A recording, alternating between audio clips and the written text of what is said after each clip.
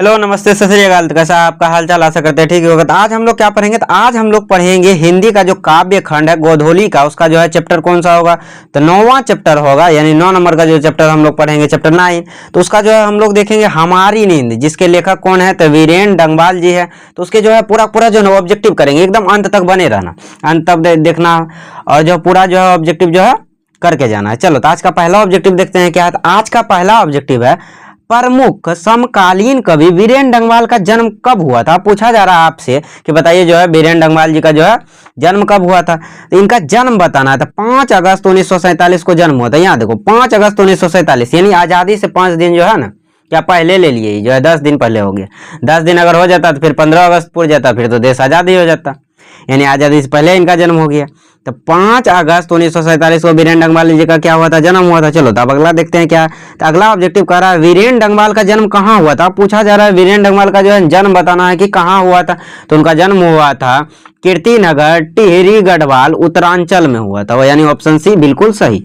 अब तो देखते हैं तीसरा ऑब्जेक्टिव क्या कर रहा है। तीसरा ऑब्जेक्टिव कर रहा है वीरेन डंगवाल ने MA की पढ़ाई किस विश्वविद्यालय से की है, कि जो है आपको बताना है कि बताइए वीरेन डंगवाल जी जो है किस विश्वविद्यालय से जो है MA किया था, यानी मास्टर्स ऑफ आर्ट में जो है मास्टर किया था। किस विश्वविद्यालय से किया था, तो इलाहाबाद विश्वविद्यालय से किया था। ऑप्शन सी बिल्कुल जो है सही, ऑप्शन सी हो गया। चलो तीसरा का ऑप्शन सी सही।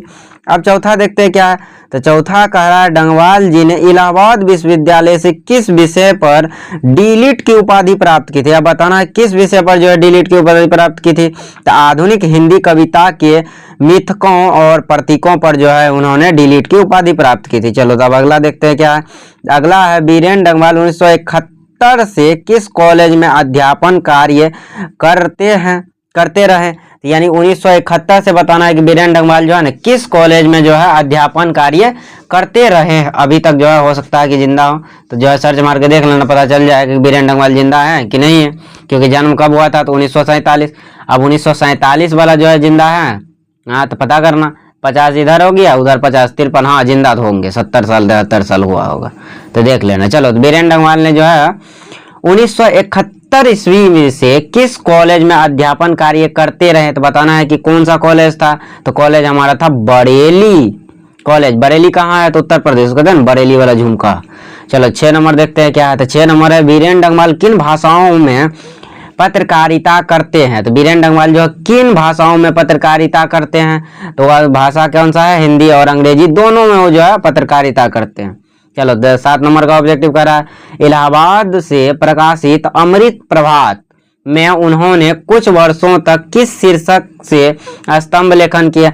बताना है कि अमृत प्रभात में उन्होंने जो है किस शीर्षक से स्तंभ लेखन किया, तो कौन सा, तो घूमता आईना, इसका नाम है घूमता आईना से उन्होंने क्या किया था, तो जो है शीर्षक से स्तंभ लेखन किया। चलो तो अब 8 नंबर ऑब्जेक्टिव देखते हैं। 8 नंबर कह रहा है वीरेन डंगवाल किस दैनिक समाचार पत्र के संपादकीय सलाहकार भी हैं। तो आपको बताना है कौन सा समाचार पत्र है जिसके वह जो है संपादकीय सलाहकार भी हैं, तो कौन सा है, तो अमर उजाला है। अमर उजाला का हुआ जो है संपादकीय सलाहकार भी है। चलो तो अगला ऑब्जेक्टिव देखते हैं क्या है। तो सर जी अगला ऑब्जेक्टिव हमारा 9 नंबर वीरेन डंगवाल का पहला कविता संग्रह कौन सा है। बताना है कि पहला कविता संग्रह वीरेन डंगवाल का कौन सा है, तो इसी दुनिया में। चलो तब देखते हैं हमारा 10 नंबर का ऑब्जेक्टिव क्या कर रहा है। 10 कह रहा है इसी दुनिया में कविता संग्रह किस वर्ष प्रकाशित हुआ। तो बताना है कि इसी दुनिया में जो कविता संग्रह वो किस वर्ष प्रकाशित हुआ, तो 1991 में प्रकाशित हुआ। चलो तब अगला देखते हैं 11 नंबर क्या कर रहा है। 11 कह रहा है कविता में यथार्थ को देखने और पहचानने का वीरेन डंगवाल का तरीका कैसा है। यथार्थ को जानना भी है, यथार्थ को पहचानना भी है, तो उनका जो तरीका है वह कैसा है, तो वह तरीका अनूठा और बुनियादी है। चलो तब 12 नंबर देखते हैं क्या। तो 12 नंबर कह रहा है वीरेन डंगवाल ने अपनी कविताओं में मुख्यतः किनके जीवन के दृश्यों को रचा है। तो साधारण जनों और जो है हाशिए पर स्थित जो है जीवन के जो है क्या किए हैं, तो दृश्यों को रचा है। चलो तब देखते हैं 13 नंबर ऑब्जेक्टिव क्या कर रहा है। 13 कह रहा है वीरेन डंगवाल की कविताओं में किस प्रकार के परिवर्तन की मूल प्रतिज्ञा है। बताना है कि कौन सा परिवर्तन है, जनवादी परिवर्तन का जो है ना मूल प्रतिज्ञा किसमें मिलता है, तो वीरेन डंगवाल की कविताओं में। चलो तब अगला देखते हैं क्या है। तो अगला है हमारा 14 नंबर का ऑब्जेक्टिव। डंगवाल जी की कविता की बनावट में किस प्रकार के अनुभवों की संश्लिष्टता मिलती है? तो किस प्रकार का? जो है ठेठ, देसी, खास और आम, तत्सम और जो है तद्भव और जो है क्लासिक देशज। तो ये सब का जो है क्या मिलता है? तो ये सब का जो है संश्लिष्टता मिलता है। चलो तो अगला देखते हैं क्या है। अगला है वीरेन डंगमाल को किस काव्य संग्रह पर साहित्य अकादमी पुरस्कार मिला? बताना है कौन सा जो है उनका काव्य संग्रह था जिस पर उनको क्या मिला है? तो साहित्य अकादमी पुरस्कार मिला है। तो वह मिला है दुष्चक्र में स्रष्टा पर। इसका नाम है दुष्चक्र में स्रष्टा। क्या यहाँ देखो कैसे लिखा हुआ? सरस आधा जो है दिया हुआ मूर्धन्य टा, स्रष्टा। चलो अगला देखते हैं क्या। अगला है दुष्चक्र में स्रष्टा काव्य संग्रह के लिए वीरेन डंगमाल को कौन सा पुरस्कार मिला? साहित्य अकादमी पुरस्कार मिला। चलो तब अगला देखते हैं क्या है हमारा। तो अगला है सर, इसी दुनिया में काव्य संग्रह पर वीरेन डंगमाल को कौन सा पुरस्कार मिला? इसी दुनिया में जो काव्य संग्रह है उस पर जो है वीरेन डंगमाल को कौन सा मिला? सर मिला रघुवीर सहाय स्मृति पुरस्कार। चलो अगला देखते हैं क्या है। अगला है हमारा, वीरेन डंगमाल को निम्नलिखित में से कौन सा सम्मान पुरस्कार प्राप्त हुआ? देखो रघुवीर सहाय स्मृति भी मिला है, श्रीकांत वर्मा स्मृति पुरस्कार भी मिला है, शमशेर सम्मान भी मिला है, यानी उपर्युक्त में से सभी। चलो तो अब 19 नंबर ऑब्जेक्टिव देखते हैं क्या है। तो 19 है, तुर्की के महाकवि नाजिम हिकमत की कविताओं का अनुवाद वीरेन डंगमाल ने किस रूप में किया? तो पहला पुस्तिका नाम से जो है ना किया, पहल पुस्तिका नाम से उन्होंने क्या किया? तो उसका जो है अनुवाद किया। किसका? तो नाजिम हिकमत का जो कविता है उनका। चलो तो 20 नंबर देखते हैं क्या है। 20 नंबर है, नाजिम हिकमत किस देश के महाकवि थे जिनकी जो है कविताओं का अनुवाद वीरेन डंगमाल ने किया था? तो तुर्की के थे। कहाँ के थे? तुर्की के। चलिए 21 नंबर ऑब्जेक्टिव देखते हैं क्या है। 21 है, वीरेन डंगमाल ने जो है विश्व कविता से किन किन कवियों की कविताओं के अनुवाद किए हैं? तो देखो पाब्लो जो है नेरुदा का भी किए हैं, बर्तलोत जो है ब्रेक्स का भी किए हैं, और जो है वास्को पोपा और जो है मेरोस्लाव होलूब का भी किए हैं, यानी उपर्युक्त में से सभी। नाम देखो कितना खतरनाक सब है।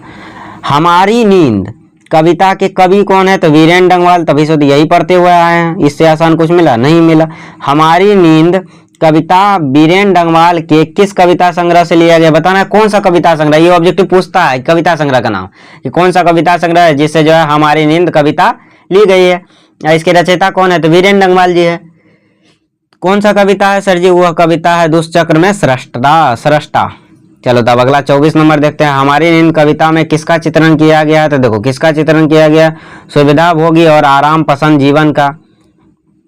उसके बाद हमारी बेपरवाहियों के बाहर विपरीत परिस्थितियों से लगातार लड़ते हुए बढ़ते जाने वाले जीवन का, यानी जो है ए और बी दोनों हो जाएगा, यानी ऑप्शन डी बिल्कुल सही।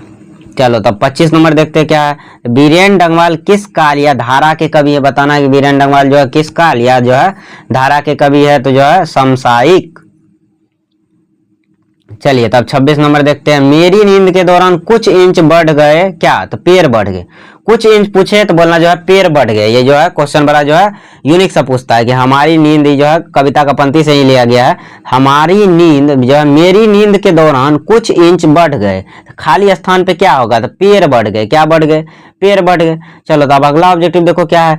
तो कवि के अनुसार पौधे कितने बढ़ गए? अब पूछ जा रहा है कि पौधे कितने बढ़ गए। अब तुम लोग क्या करोगे? कुछ इंच मार दोगे, लेकिन कुछ इंच गलत हो जाएगा। क्यों?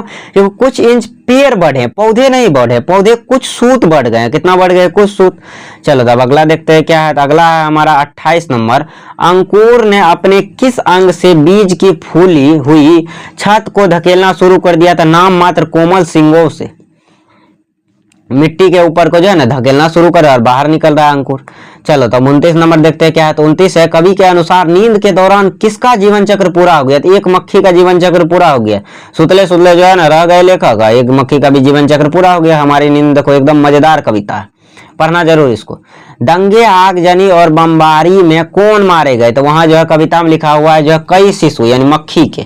चलो तो आगे देखते हैं क्या है। तो आगे है हमारा 31 नंबर। गरीब बस्तियों में लाउड स्पीकर पर धमाके का क्या हुआ? तो धमाके से क्या हुआ था? तो देवी जागरण हो गया और समाप्त भी हो गया धमाके से, लाउड स्पीकर के धमाके से। चलिए 32 देखते हैं क्या है। 32 है हमारा, अत्याचारियों ने क्या जुटा लिए हैं? तो सभी साधन जुटा लिए हैं। चलिए 33 नंबर देखते हैं क्या है। 33 है, हमारी नींद के बावजूद कौन लगातार आगे बढ़ता ही जाता है? तो हठीला जीवन जो है आगे बढ़ता ही जाता है। चलो तो अब देखते हैं 34 नंबर और आज का आखिरी इस जो है कविता हमारी नींद का आखिरी। कवि के अनुसार ऐसे भी लोग हैं जो क्या करना नहीं भूले हैं? तो साफ और जो है मजबूत इनकार करना या नहीं बिल्कुल नहीं भूले हैं। चलो तो आज के लिए जो इतना ही रहने देते हैं। ये हमारा टोटल ऑब्जेक्टिव कितना हुआ? 34 हुआ। देखो 34 को 34 कर लोगे तो ये चैप्टर का जो है ना कहीं और से पढ़ने की जरूरत समाप्त हो जाएगी। अब पूछो क्यों? क्योंकि सारा का सारा ऑब्जेक्टिव जो है मेरे द्वारा जो है इसी चैप्टर में दे दिया गया। तो ऐसा करना है, पूरा ऑब्जेक्टिव कर लो। जब कर लोगे तो कोई दुनिया का कोई पब्लिकेशन होगा पढ़ने की जरूरत नहीं पड़ेगी। जितना हम बता रहे हैं वही कर लोगे तो बोर्ड एग्जाम एकदम निकल जाएगा बल्ले बल्ले में। इस चैप्टर का जितना ऑब्जेक्टिव आएगा वही जो हम यहाँ पढ़ा रहे हैं उसी से आएगा। तो इसीलिए टेंशन बिल्कुल नहीं लेना। BSEB में जितना भी पूछा जाएगा हिंदी का जितना भी इस चैप्टर का होगा, हमारी नींद चैप्टर हमारा 9 है काव्य खंड का, तो एकदम मजेदार तरीके से जो है ना सॉल्व हो जाएगा। तो आज के लिए इतना ही रहने देते हैं। मिलते हैं अगले लेक्चर में। तब तक के लिए bye bye, tata, see you. फिर मिलेंगे चलते चलते जिंदगी रही दोबारा। जय हिंद, जय भारत।